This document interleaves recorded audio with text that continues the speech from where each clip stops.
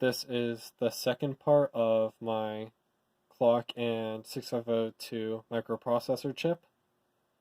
And so in this part, I will be providing a simple explanation of what the heck is going on with this chip here. To kind of simplify things a little bit, this white line here is our clock input coming in, which was explained in the first video. These cables here are connected to an Arduino I've got over here. And so their purpose is essentially reading into the chip so we can see what it's doing. And so this ribbon cable here are addresses, and then this one are the data buses. Our purple cable here, make it so you can see it. This cable is just providing the Arduino with an idea of what our clock is running with as well. And then our gray cable here, bring the light over a little bit. There you go, now you can actually distinguish the colors. Our gray cable here is our reader write. And so our read or write is basically whenever, based on the instructions it's going through, it's going to either pull information, so read, or it's going to write, in which it's going to try to execute something. And so, right now, as we have it,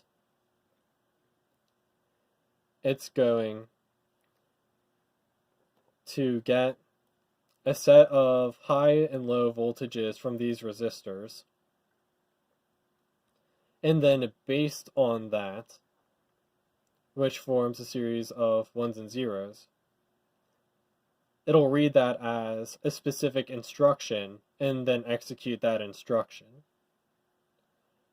Currently, our instruction is to do nothing. And we actually did have some problems getting to this. And so, to briefly go over them, one of them was that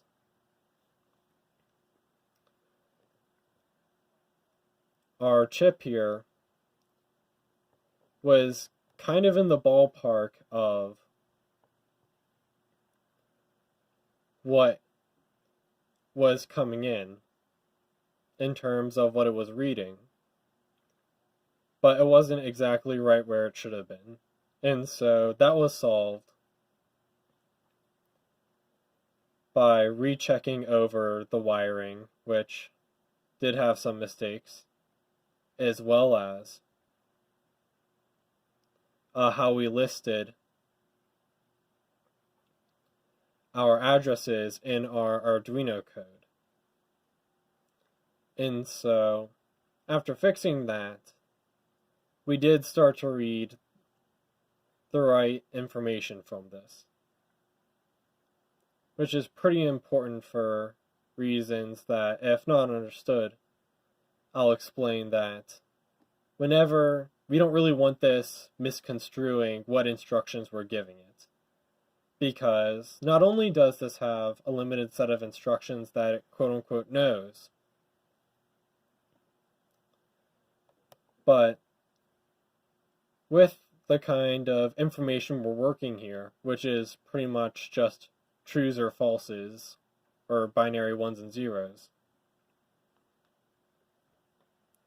one little mistake can make one big of a difference. What is that button there? And so, to answer that, whenever we were working to fix some of our issues, we used our reset button here. And so, coming from our pin 40 here, we'll just have, whenever we press this, it'll just set the chip to reset. And something that I'll try to show is that there's actually a couple different steps that the chip goes through whenever it's resetting.